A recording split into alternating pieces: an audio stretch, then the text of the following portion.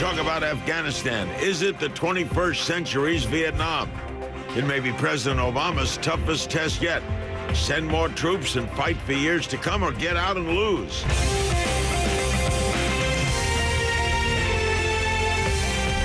We're talking Afghanistan with Pete Hegseth of Vets for Freedom and retired U.S. Army General Wesley Clark. And joining us now, retired U.S. Army General Barry McCaffrey, now an adjunct professor of international affairs at West Point. He previously served, by the way, as drug czar during the Clinton administration. Also served as Southern Commander of the U.S., as Commander, rather, of the U.S. Southern Command. Also joining us is Jake Diliberto, former Marine Corporal who served in Iraq and Afghanistan. He is founder of Veterans for Rethinking Afghanistan. We'll start with General McCaffrey, and then everybody will get in on this. General, should we send more, 45,000 more troops? I think the bottom line is we fired the commander on the ground, put in a new guy. He's done an assessment. The president did an interagency review of the strategy, articulated that in public. Now we're probably at a point where we've got to back up probably the most determined and effective counter-terrorist fighter we produced in 25 years, Stan McChrystal. Having said that, Larry, what bothers me is the debate we're having is over 10,000 or 40,000 troops, when we should be talking in Washington about the political and military objectives of the war and telling the American people in Congress what we've decided to do. I think we're arguing tactics, and it's a huge mistake. Jake, where do you feel? You served in Iraq and Afghanistan. What's your thoughts? Well, thanks for having me on, Larry. I think that the commentary tonight is useful, and I think it's thoughtful, but I think the error that is not being discussed is if we go through with a counterinsurgency campaign, it will not be simply 40,000 troops. It will be more like 140,000 troops for decades to come. This is not something that we can finish in 1 year, 2 years, 3 years. All counterinsurgency experts are commentating that this will be more like 10 to 15 years and greater on. That is problem number one. But problem number two, the government that is needed for a successful counterinsurgency campaign is failing in Afghanistan. It is a failed state. It is a failed environment. And to think that we can do what we did in Iraq the same way we did in the same way we think we can do what's happened in Iraq and Afghanistan really misses the point. It's a different terrain, it's a different culture, and we need to think about foreign policy, U.S. foreign policy, from a 21st century perspective, not a Paleolithic century perspective. The error of foreign policy has come to a time where we need to have a more modest approach, thinking that Al-Qaeda... All right. Well, Go ahead, Pete, finish the sentence. The final thought is that Al-Qaeda is a 5,000 to 7,000 operative force worldwide that is in Germany, it's in Florida, it's in Switzerland, it's in it's in Pakistan. And so to think that if we can secure Afghanistan, that Al-Qaeda will not be able to go back in there is really missing the point. Al-Qaeda will be operating all over the place, and we need a worldwide intelligence effort to find the criminal conspiracy and arrest it. That's how you deal with this threat, not with a massive military intervention in the greater Middle East. Pete, basically, he's saying it's unwinnable. How do you respond to what Jake said, Pete? Well, Larry, what Jake's saying is the same thing a lot of folks were saying, and some on this panel, about Iraq in 2006 and 2007, that it was completely unwinnable, that we were going to have to send hundreds of thousands of troops for decades to come in order to secure it. Instead, a strategic and tactical surge in the right places, many people called it just a tactic and not a strategy, was part of a comprehensive strategy in securing Iraq. In Afghanistan, we're not talking about nation building, we're talking about capacity building. We have to plug the hole, fill the gap until we can train Iraqis or Afghan security forces to the point where they are capable of securing their own people in their own regions. This is not about sending hundreds of thousands of troops for decades. No one wants that. I want to bring our troops home just as soon as anyone else. But we've got the best man on the job in Stan McChrystal. He believes it needs to be a counterinsurgency, not counterterrorism, and he would know it. He led the counterterrorism fight for 5 years in both Iraq and Afghanistan. Larry, could I understands add to that fact. point? This is not about nation building. All right. Who wants to go? Sir. General Clark? Well, that was General Barry McCaffrey, I'm sorry. Go ahead. Look, one thing for sure I would agree on, certainly Jake's point, this is not a year to make a dramatic difference in Afghanistan. It's a 10 to 15 year campaign. it's clearly not just a military component. Stan McChrystal has publicly argued the primary purpose is build Afghan security forces, an army and a police force. That's clearly 10 years or more. So I would argue that we need to tell the American people, look, it's $5 billion a month right now. Before the end of next year, it'll be $10 billion a month. It'll be probably 15,000 casualties, U.S. killed and wounded, if we're going to do this. So we got to tell the American people that was a lesson of Vietnam. You've got to be transparent. You've got to make arguments at work. One more thing I'd like to add, Larry. Larry, I'd like to just go back to one thing here. The enemy that we went after, Al-Qaeda, is in Pakistan. The enemy's in Pakistan. We've spent all this talking about Afghanistan. The Pakistanis have got to go get Al-Qaeda in Pakistan, and we've got to give them the incentive. Let me get a break. So. And they're doing that. Do you have questions? Hold it. Do you have questions about the war in Afghanistan? I'm talking to the audience. Get them ready. We'll take calls and back in 60 seconds. Let's take a call for our distinguished group. Madison Heights, Michigan. Hello. Hi, Larry. I have just a general question for all of the guests. Sure.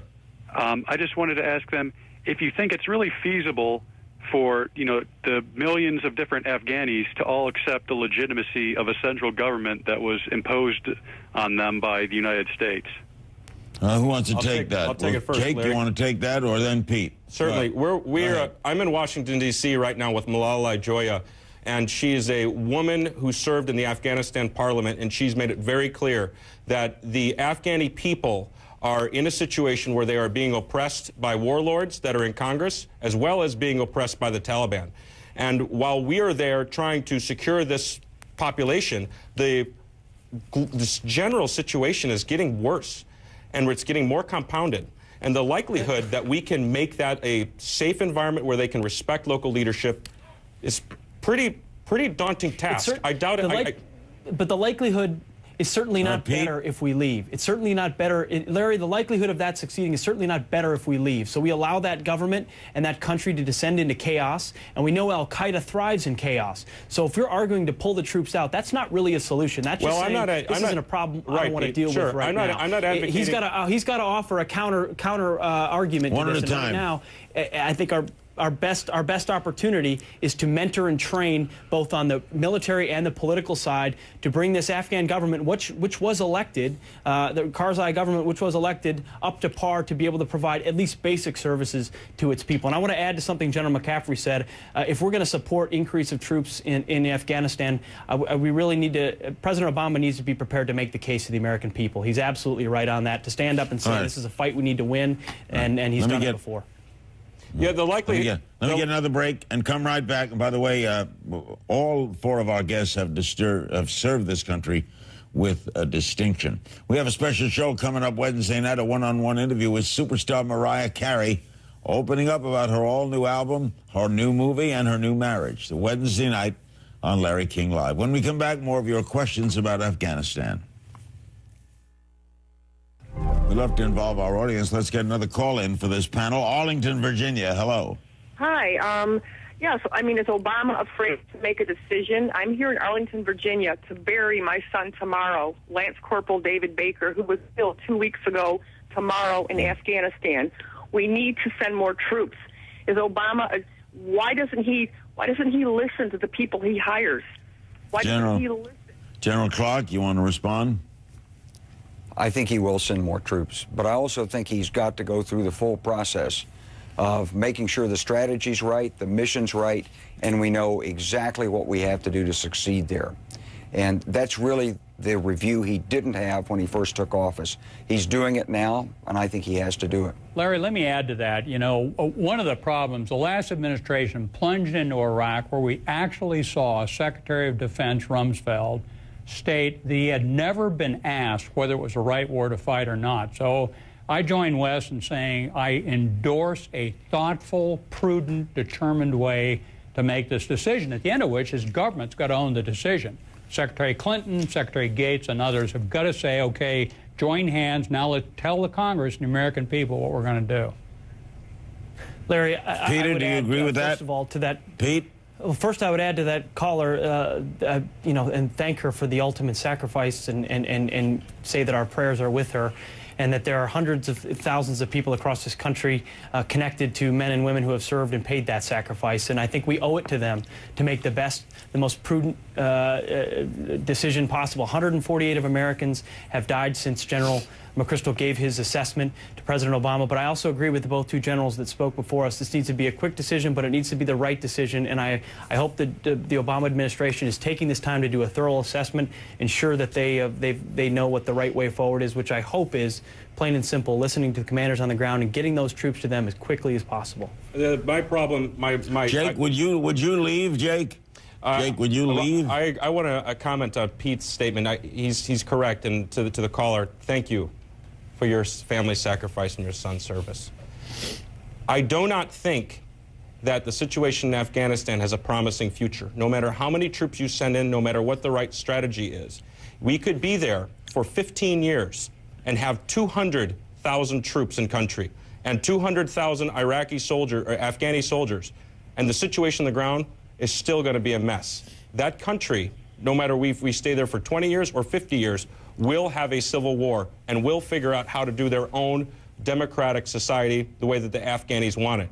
And whether we want to admit it or not, that will happen. There's nothing that you or me can do to stop the demographic time bomb that's taking place in that region. We can do our best service to our soldiers, to our men and women in uniform, and to this country to protect our borders by collaborating with local partners and developing an intelligence group to find Al-Qaeda through intelligence means, arrest them and put them in jail, and bring the open-ended global war on terror to an end. I want to ask a quick question about the election process. President Obama calls Afghanistan's election process messy, called on Karzai to offer congratulations on his re-election, and he spoke about that a little earlier. I want the gentleman to comment. Watch. I did emphasize to President Karzai that the American people and the international community as a whole want to continue to partner with him and his government in achieving prosperity and security in Afghanistan. But I emphasized that this has to be a point in time in which we begin to write a new chapter based on improved governance, a much more serious effort to eradicate corruption, joint efforts to accelerate the training of Afghan security forces so that the Afghan people can provide for their own security. Gentlemen, quickly, what do you think he's going to do, General McCaffrey? Well, I don't think we have many options. I don't think the short-term political consequences of withdrawal are simply unacceptable. NATO allies feel betrayed. They leave. Pakistan goes unstable. We're not going to do it. The Karzai election was not very democratic. This should not be a stunning surprise to the administration. So I think we're going to he's a Pashtun. We got to support the government that's on the ground and see how we can best use it to serve stable Afghanistan after a decade of hard, bloody work. If we want to stay in Afghanistan... Jake, what do you think he's going to do? I think that President Obama is probably going to go with 15,000 troops, which isn't going to make the situation better. A year from now, we're going to have several hundred more dead soldiers. We're going to spend more billions of dollars, and it's still going to be a failed situation a year from now. So therefore, I believe that the best scenario for the short time is to have a slow withdrawal and recognize that there's not a military solution. Pete, what do you think he's going to do? I hope and believe he's going to give the general what he needs, what he asked for, give him 30 to 45 thousand additional troops, and let General McChrystal get to the business of building a stable Afghanistan. General Clark, quickly, what do you think he's going to do? Put in more troops, probably not everything General McChrystal's asked for, put pressure on the Pakistanis to do more, probably not enough pressure, give him some assistance, and hope he can find some measure of progress in the effort there. Thank you all very much. We shall stay atop this naturally.